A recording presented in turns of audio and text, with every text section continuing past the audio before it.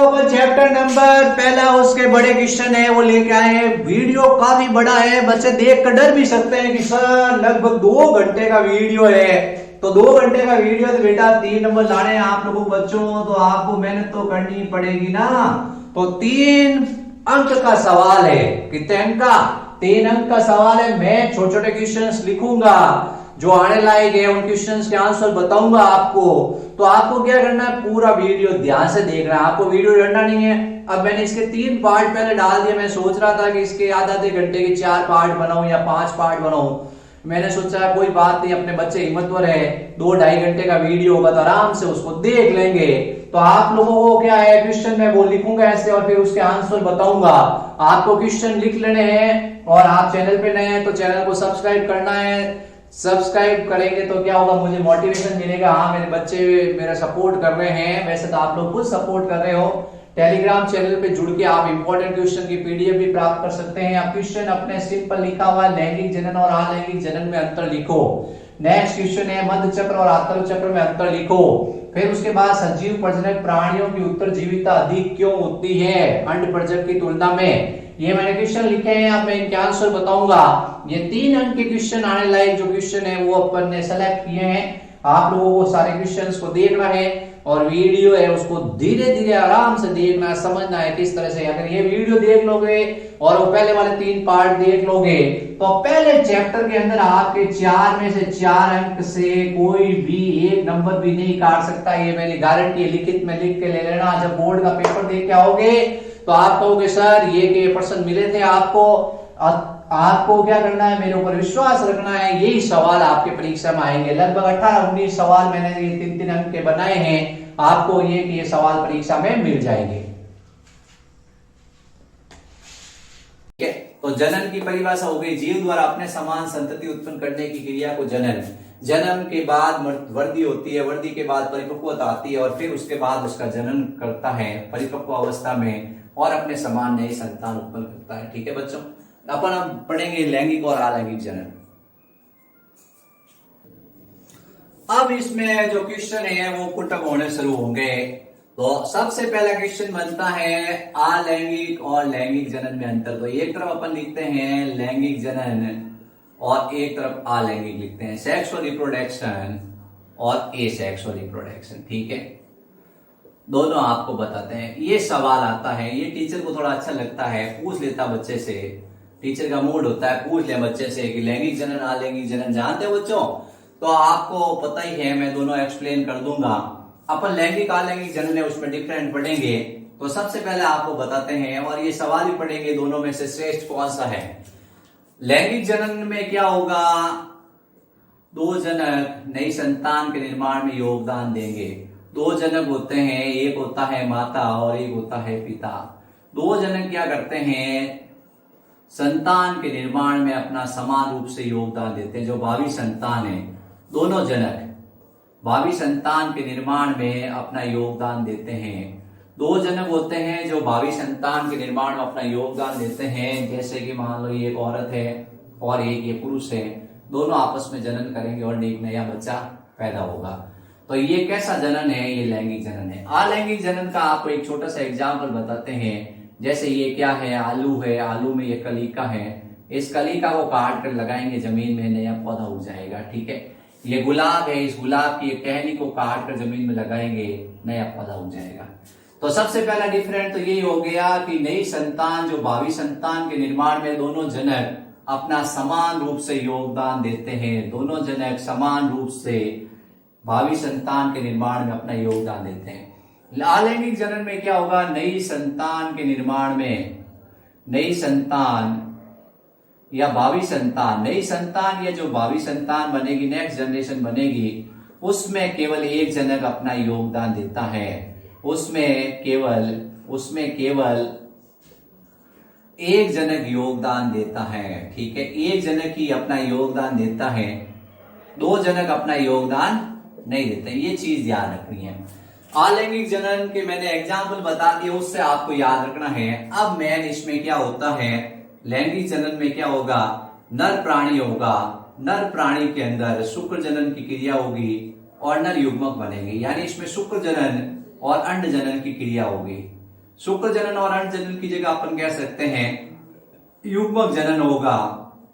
इसमें युग्मक जनन की घटना होगी, क्या होगी, युग्मक जनन की घटना होगी और युग्मक बनेंगे। युग्मक जनन की घटना होगी और क्या बनेंगे, युग्मक बनेंगे। युग्मक दो तरह के बनेंगे बच्चों, नर युग्मक और मादा युग्मक। फिर ये नर युग्मक और मादा युग्मक आपको पता ही है आपस में मिलेंगे और उसको क्या कहेंगे, नर युग्मक और मादा युग्मक के संलयन को अपन कहेंगे निषेचन। क्या होगा, निषेचन। और निषेचन से क्या बनेगा, द्विगुणित युग्मनज। क्या बनेगा, द्विगुणित युग्मनज बनेगा। द्विगुणित युग्मनज बन गया, फिर द्विगुणित युग्मनज से भावी भ्रूण बनेगा और भ्रूण से फिर बच्चा बनेगा। तो इस तरह से ये भावी भ्रूण बन गया और भ्रूण से क्या बन गया, बच्चा। तो सबसे पहले अपन ने कहा कि इसमें दो जनक योगदान देते हैं। अगला पॉइंट, इसमें युग्मक जनन की घटना होती है, निषेचन की घटना होती है, द्विगुणित युग्मनज बनता है और उससे भावी भ्रूण बनता है। इसमें ऐसी घटनाओं का अभाव होता है, ना तो इसमें युग्मक जनन होगा और ना युग्मक बनेंगे, ना इसमें निषेचन होगा, ना इसमें युग्मनज बनेगा। ऐसी घटनाएं इसमें नहीं होगी, ये घटनाएं इसमें नहीं होगी। फिर आपको बताना है कि इसके अंदर क्या होता है। ये जो प्राणी है, लैंगिक जनन करने वाले प्राणी होते हैं, इन लैंगिक जनन करने वाले प्राणियों की विशेषता है कि नई संतान में माता और पिता दोनों के गुण आते हैं। नई संतान में माता और पिता दोनों के गुण आते हैं, यानी वो अनुवांशिक रूप से भिन्न होती हैं। वो अपने जनक से अनुवांशिक रूप से क्या होती हैं, भिन्न होती हैं। वो अपने जनक से अनुवांशिक रूप से क्या होती है, भिन्न। इसमें नई संतान के निर्माण में केवल एक जनक के गुण आते हैं। नई संतान जनक के समान होती है। नई संतान जनक के समान होती है बच्चों। नई संतान किसके समान होती है, जनक के समान होती है, डिक्टोकॉपी होती है। इसको क्लोन भी कहते हैं, क्योंकि नई संतान अनुवांशिक रूप से, किस रूप से, अनुवांशिक रूप से और कार्यात्मक रूप से अपने जनक के समान होती है। नई संतान अनुवांशिक रूप से और कार्यात्मक रूप से अपने जनक के क्या होती हैं, समान। इसलिए इसको कहा जाता है क्लोन। तो अलैंगिक जनन से जो बच्चे पैदा होंगे वो क्लोन होंगे। लैंगिक जनन से ऐसा नहीं होगा, नई संतान बनेगी, उसमें माता और पिता दोनों के गुण आएंगे, इसलिए वो क्लोन नहीं होती है। फिर उसके बाद लैंगिक जनन में मेन डिफरेंट हो गया कि इसमें अर्धसूत्री विभाजन होता है और युग्मक बनते हैं। अर्धसूत्री विभाजन होगा, कौन सा विभाजन होगा, अर्धसूत्री विभाजन होगा और युग्मक बनेंगे। इसमें अर्धसूत्री विभाजन का अभाव होता है। इसमें अर्धसूत्री विभाजन का अभाव होता है, यानी अर्धसूत्री विभाजन नहीं होता है, ये ध्यान रखना है। ठीक है। अब सवाल आता है कि लैंगिक जनन और अलैंगिक जनन है, उन दोनों में से श्रेष्ठ कौन सा है। तो अपन सबसे पहले एक बार मैं इनको डिफरेंस को वापस रिवाइज कर दूं। बहुत ही सरल सरल डिफरेंट है। अब ऐसा होता है कि सबसे पहले तो आपको बताना है कि नई संतान के निर्माण में अगर दोनों जनक योगदान देते हैं तो लैंगिक जनन, और नई संतान के निर्माण में केवल एक जनक योगदान देता है तो उसको कहते हैं अलैंगिक जनन। अब आप इसमें ये घटनाएं देखोगे, घटनाएं कौन कौन सी देखोगे, युग्मक जनन द्वारा युग्मक बनेंगे, नर युग्मक मादा युग्मक इसमें नहीं बनेंगे। इसमें नर युग्मक मादा युग्मक का संलयन को निषेचन कहेंगे, ऐसा होगा, इसमें नहीं होगा। इसमें द्विगुणित युग्मनज बनेगा, इसमें द्विगुणित युग्मनज नहीं बनेगा। इसमें युग्मक जनन के समय कौन सा विभाजन होता है, अर्धसूत्री, वो पाया जाता है, इसमें नहीं पाया जाता है। नई संतान है वो जनक से अनुवांशिक रूप से भिन्न होगी। नई संतान जनक से अनुवांशिक रूप से भिन्न होगी। नई संतान जनक के समान होगी, किस रूप से, अनुवांशिक रूप से और कार्यात्मक रूप से, यानी वैसे ही बॉडी और वैसे ही गुणसूत्र। ठीक है। तो अलैंगिक और लैंगिक जनन में ये डिफरेंट हो गए। इसमें क्या होता है, अर्धसूत्री विभाजन पाया जाता है, इसमें अर्धसूत्री विभाजन नहीं पाया जाता। इस प्रकार के जनन में अर्धसूत्री विभाजन का अभाव होता है, ये आपने ध्यान रखना है। अब सवाल आपको बताएंगे कि दोनों में से श्रेष्ठ कौन है। आप बताओ क्या होगा, आप बता दो मुझे, लैंगिक श्रेष्ठ है, अलैंगिक श्रेष्ठ है। फिर मैं आपको मान जाऊंगा, मुझे उत्तर नहीं चाहिए, क्यों, सिर्फ मुझे बता दो कौन सा जनन बेस्ट है।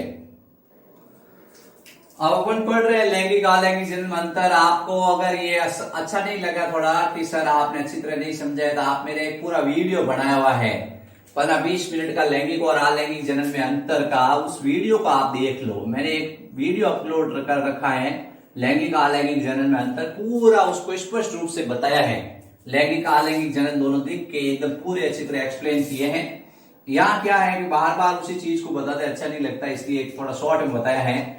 अब सवाल आया लैंगिक और अलैंगिक जनन में से कौन श्रेष्ठ है, कौन सा जनन अच्छा है। हर कोई अच्छा बनना चाहता है कि मैं श्रेष्ठ हूं, तो आपने उत्तर ढूंढ लिया, मैंने भी उत्तर ढूंढ लिया है। मेरा उत्तर है लैंगिक जनन। आप लोगों से मिल रहा है मेरे हिसाब से। मेरे प्यारे बच्चों, आपने बिल्कुल सही बताया, आप भी यही उत्तर कह रहे हो, लैंगिक जनन। क्या कह रहे हो। अब सवाल आया आखिर ऐसा क्यों। इसका कारण लैंगिक जनन में क्या होता है, अर्धसूत्री विभाजन होता है युग्मक बनते समय। कौन सा विभाजन होता है, अर्धसूत्री विभाजन होता है युग्मक बनते समय। अर्धसूत्री विभाजन होता है युग्मक बनते समय। युग्मक बनते समय अर्धसूत्री विभाजन होता है युग्मक निर्माण के समय।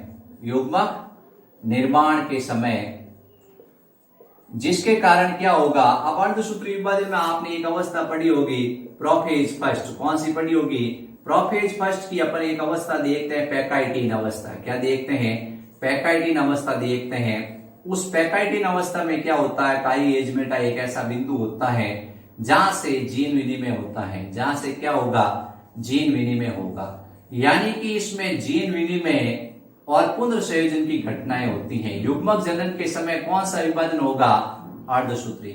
जीन विनिमय के समय कौन सा विभाजन होगा, अर्धसूत्री। युग्मक निर्माण के समय कौन सा विभाजन होगा, अर्धसूत्री। अर्धसूत्री विभाजन कब होता है, युग्मक निर्माण के समय। और अर्धसूत्री विभाजन में कौन सी घटनाएं होती हैं, जीन विनिमय और पुनर्योजन। जीन विनिमय और पुनर्योजन होने के कारण क्या होती है, अनुवांशिक विभिन्नताएं उत्पन्न हो जाती हैं। उसके कारण क्या होगा, अनुवांशिक विभिन्नताएं उत्पन्न हो जाएगी, यानी गुणसूत्र आपस में परिवर्तित हो जाएंगे और अनुवांशिक विभिन्नताएं उत्पन्न होगी। उसमें दोनों जनक के गुण आ जाएंगे। किसमें आ जाएंगे, उसमें दोनों जनक के गुण आ जाएंगे। और वो क्या होगा, ज्यादा वातावरण के अनुसार अनुकूलित हो सकता है। तो आपसे पूछा श्रेष्ठ कौन सा है, आप उत्तर दोगे कि सर श्रेष्ठ तो लैंगिक जनन है। मैं पूछूंगा क्यों, तो आपका उत्तर हो जाएगा सर इस समय अर्धसूत्री विभाजन होता है। और अर्धसूत्री विभाजन युग्मक बनते समय अर्धसूत्री विभाजन होता है, जिसके कारण जीन विनिमय और पुनर्संयोजन की घटनाएं होती है। जी क्रॉसिंग ओवर और अपन को बताना रिकॉम्बिनेशन जैसी घटनाएं होगी, जिसके कारण अनुवांशिक विभिन्नताएं उत्पन्न होगी और नई संतान में दोनों जनकों के गुण आएंगे। नई संतान में दोनों जनकों के गुण आएंगे, इसलिए वो संतान है वो थोड़ी बेस्ट मानी जाती है। ठीक है, ये अपने ध्यान रखना है। तो अपन ने जो जियो में जनन है उसका पहला वीडियो अपलोड कर दिया है, आप लोग इसको देखें। मेरे चैनल को लाइक सब्सक्राइब और शेयर करें। आपको मैं इसी तरह से वीडियो पूरे चैप्टर के बना के डालूंगा, आप लोग मेरे साथ बने रहें। मैं जैसे अपलोड रोज का एक वीडियो अपलोड करूंगा, आपके जीवों में जनन चैप्टर है वो 6-7 दिन के अंदर अपन पूरा कर लेंगे, नहीं तो 10 दिन इसमें मैक्सिमम है। आपको लाइन से लाइन पूरा वीडियो देखना है। और ये क्वेश्चन है, इस क्वेश्चन को लिखना है कि लैंगिक जनन श्रेष्ठ क्यों है। तो आपको बताना युग्मक निर्माण के समय अर्धसूत्री विभाजन होता है। अर्धसूत्री विभाजन के समय जीन्स विनिमय और पुनर्संयोजन की घटनाएं होती हैं। घटनाओं के कारण अनुवांशिक विभिन्नताएं उत्पन्न होती है, अर्थात जनक है उस जनक में दोनों संतान में दोनों जनकों के गुण आते हैं, इसलिए वो क्या है, बेस्ट माना जाता है। थैंक यू बच्चों। क्या है खास इंपॉर्टेंट क्वेश्चन अभी तक आए नहीं है, लेकिन अब क्या एक एग्जाम्पल आएगा, उस एग्जाम्पल को आपको थोड़ा याद रखना है। अब अपन प्राणियों में लेते हैं, प्राणियों में किस तरह के प्राणी होते हैं। 2 तरह के प्राणी भी होते हैं। एक होते हैं मौसमी प्रजनक। कैसे होते हैं, मौसमी प्रजनक होते हैं। और एक होते हैं सतत प्रजनक। ठीक है, यानी जो लगातार क्या करते हैं, जनन करते हैं। समझ गए बात को। एक विशेष ऋतु या विशेष मौसम में जो क्या करते हैं, एक विशेष ऋतु या अपन कहते हैं एक विशेष मौसम में जो जनन करते हैं उनको कहते हैं मौसमी प्रजनक। अब इसके अंतर्गत अपन देखते हैं जैसे कि कुछ जंतु है वो क्या करते हैं, जैसे कुत्ता है वो विशेष ऋतु के अंदर जनन करता है, पक्षी विशेष ऋतु के अंदर जनन करते हैं। और इसके अलावा जैसे छिपकली है वो विशेष ऋतु के अंदर जनन करती है, मेंढक है विशेष ऋतु के अंदर जनन करता है। ठीक है, और कुछ ऐसे होते हैं जो लगातार क्या करते हैं, जनन करते हैं, यानी उसमें कोई विशेष प्रजनन की कोई ऋतु नहीं होती है, जो लगातार प्रजनन करते रहते हैं। ठीक है, अब अपने इसमें दो चक्र दे रखे हैं, दो चक्रों को अपने ध्यान रखना है। एक चक्र को अपन क्या कहते हैं, मध्य चक्र के नाम से जानते हैं। ठीक है, मध्य चक्र के कौन से प्राणियों में पाया जाता है, आपको एग्जाम्पल याद रखना है। मध्य चक्र का नाम है ओएस्ट्रेस साइकिल। क्या है, ओएस्ट्रेस साइकिल है, ये मध्य चक्र का नाम है। ठीक है, और उसके बाद में दूसरा चक्र है जिसका नाम है ऋतु स्त्राव चक्र। ठीक है, इसको अपन मेंस्ट्रुएशन साइकिल के नाम से जानते हैं। ये दो तरह के चक्र आपको ध्यान रखने हैं। अब जो सतत प्रजनक प्राणी है उसमें नहीं आएंगे ये। ठीक है, ये अलग ही आएंगे कि दो तरह के प्राणी होते हैं चक्र के आधार पर, एक तो मध्य चक्र वाले प्राणी, एक ऋतु स्त्राव वाले प्राणी। मध्य चक्र वाले प्राणियों के एग्जाम्पल है नॉन प्राइमेट। क्या है, नॉन प्राइमेट है। जैसे आपको बताना है कि गाय है, कुत्ता है, बिल्ली है, शेर है, ये सब प्राणी कैसे होते हैं, ये सब प्राणी मध्य चक्र वाले प्राणी होते हैं। ऋतु स्त्राव वाले प्राणी के तीन ही एग्जाम्पल हैं प्राइमेट्स। क्या है, प्राइमेट्स है। इस प्राइमेट में आपको तीन ही एग्जाम्पल याद रखने हैं। सबसे पहला एग्जाम्पल आप बताओगे मनुष्य। मनुष्य में कैसा चक्र पाया जाता है, ऋतु स्त्राव। फिर दूसरा कपी, एप्स, गोरिल्ला, चिंपैंजी। फिर तीसरा है बंदर। तीनों ऐसे प्राणी होते हैं जिनके अंदर ऋतु स्त्राव चक्र पाया जाता है और ये सतत प्रजनक होते हैं। कैसे होते हैं, लगातार। और ये ऐसे प्राणी होते हैं जो मौसमी प्रजनक होते हैं। कैसे होंगे, मौसमी प्रजनक होंगे। आपको ये एग्जाम्पल इंपॉर्टेंट है, क्वेश्चन आपसे पूछा जाता है मध्य चक्र वाले प्राणियों के नाम बताओ, मध्य चक्र किन प्राणियों में पाया जाता है, तो आपको ये एग्जाम्पल याद रखने हैं नॉन प्राइमेट्स प्राणी। ठीक है, अब अपन कहते हैं भाई पक्षी है, उस पक्षी में जो मुर्गी होती है वो मुर्गी कैसी है, मुर्गी एक सतत प्रजनक प्राणी है या एक मौसमी प्रजनक है। तो आपको बताना ये मौसमी प्रजनक होती है, एक विशेष ऋतु के अंदर देती है, लेकिन इसके अंदर कुछ हार्मोन दिए जाते हैं, कुछ ऐसी मेडिसिन दी जाती है जिसके कारण ये क्या करती है, मतलब रोज अंडे देने शुरू कर देती है। ठीक है, तो ये मौसमी प्रजनक और सतत प्रजनक है। उस सतत प्रजनक का प्राणी कौन से हैं, जो ऋतु स्त्राव चक्र वाले प्राणी होते हैं वो सतत प्रजनक होते हैं। और मध्य चक्र वाले प्राणी जैसे गाय, कुत्ता, बिल्ली, शेर, ये मौसमी प्रजनक होते हैं, विशेष ऋतु के अंदर क्या करते हैं, जनन करते हैं। और भी मध्य चक्र और ऋतु स्त्राव में अंतर है, लेकिन आपके कोर्स में नहीं है, इसलिए अपन इसको चर्चा नहीं करेंगे कि मध्य चक्र और ऋतु चक्र में क्या अंतर होता है। उसके अंतर भी कई बार एग्जाम आते हैं, लेकिन आपके इस बार जो सिलेबस है उस सिलेबस में ये अंतर नहीं दे रखे, इसलिए आपको नहीं बताएंगे। ठीक है बच्चों, तो ये लैंगिक जनन है। अब इस लैंगिक जनन के नेक्स्ट वीडियो में अपन तीन अवस्थाएं पढ़ेंगे, निषेचन पूर्व, निषेचन और निषेचन पश्चात। ठीक है, तीनों अवस्थाओं का अपन अध्ययन करेंगे। पश्चात अवस्था, निषेचन अवस्था और निषेचन पश्चात अवस्था, तीनों अवस्थाओं का अपन एक एक वीडियो बनाएंगे। ठीक है, तो इस तरह से अपन ये देख लेंगे पूरा चैप्टर। आप लोगों को मैं एक प्लेलिस्ट बना दूंगा, जैसे ये चैप्टर कंप्लीट होगा आप उसके बाद में आपको वीडियो ढूंढने की जरूरत नहीं पड़ेगी। आप प्लेलिस्ट में जाकर आप उस पूरे चैप्टर के सारे वीडियो लगातार देख सकते हो। मेरे चैनल को लाइक करें, सब्सक्राइब करें और शेयर करें। और आपको किसी प्रकार का कोई डाउट हो तो आप मेरे से पूछ सकते हैं, सर ये क्वेश्चन का आंसर क्या होगा, मैं आपको आंसर कमेंट बॉक्स में लिख के बताऊंगा। ठीक है, आपको क्या करना है, ज्यादा डीप में नहीं जाना है। आपको अगर मार्क्स लाने हैं तो एनसीईआरटी जो सीबीएसई आरबीसी की बुक है, उस आरबीसी की बुक को आपको लाइन से लाइन याद करना है और मैं क्वेश्चन लिखाता जाऊंगा। जैसे ये चैप्टर कंप्लीट होगा, इसके सारे जितने भी बोर्ड में आए हुए क्वेश्चन हैं उन सब क्वेश्चनों को अपन क्या करेंगे, रिवाइज कर लेंगे कि कौन से क्वेश्चन आ रखे हैं, कैसे क्वेश्चन आते हैं, वो अपन डिस्कस कर लेंगे। आप वीडियो देखें, लाइक करें, सब्सक्राइब करें और शेयर करें। ये अपने टॉपिक हो गया कंप्लीट। थैंक यू बच्चों। अधिक होनी चाहिए। अब सबसे बड़ी समस्या ये आती है कि ये द्विगुणित युग्मनज बन गया है, इससे भ्रूण बन गया है, भ्रूण से एक संतान उत्पन्न हो गई है। इस संतान के बहुत सारे शिकारी हैं। क्या है, बहुत सारे शिकारी हैं, यानी बहुत सारे परभक्षी हैं।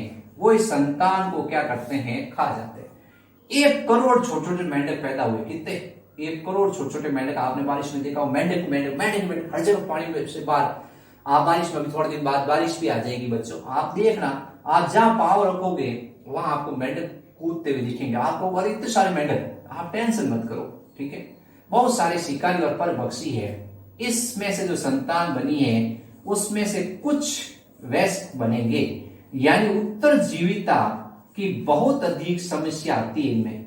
इनमें जो उत्तरजीविता होती है, जो इनके सर्वाइवल की जो समस्या है वो सबसे ज्यादा है, क्योंकि क्या होते हैं, बहुत ज्यादा परभक्षी होते हैं। अब सवाल आपसे एनसीईआरटी, सीबीएसई, आरबीसी सब ने एक ही बुक कर दी। अब तो क्या है, आरबीसी बोर्ड 12th में ये सवाल आ सकता है, बाह्य निषेचन वाले प्राणियों में उत्तरजीविता की समस्या अधिक क्यों होती है? बाह्य निषेचन वाले प्राणियों में उत्तरजीविता की समस्या अधिक क्यों होती है? मेरे प्यारे बच्चे एक से बढ़कर एक आंसर दे रहे हैं, सर इनके परभक्षी, इनके ऊपर परभक्षी या शिकारी ज्यादा होते हैं, परभक्षी या शिकारी इनको तुरंत खा जाते हैं, इसलिए इनकी उत्तरजीविता की समस्या आती। तो क्या होगा, क्या अनुकूलन है? अनुकूलन है संतान उत्पत्ति अधिक है। संतान उत्पत्ति अधिक है तो कितने ही खाएंगे, 1 करोड़ है। कुछ पक्षी खा जाएंगे, कुछ लोग उसको कुचल देंगे, कुछ उसके ऊपर स्प्रे छिड़क देंगे, कुछ दूसरे सांप छिपकली खा जाएंगे, तो भी क्या होगा, इतनी ज्यादा संतान उत्पत्ति है, इतने ज्यादा परभक्षी या शिकारी है, फिर भी इनमें उत्तरजीविता की समस्या उत्पन्न होती है।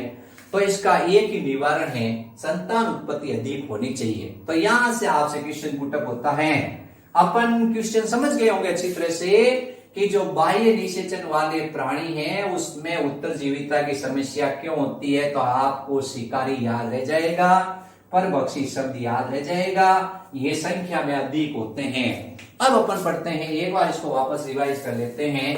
बाह्य निषेचन, निषेचन प्रक्रिया शरीर से बाहर होती है किसी माध्यम में, उसको कहते हैं बाह्य निषेचन।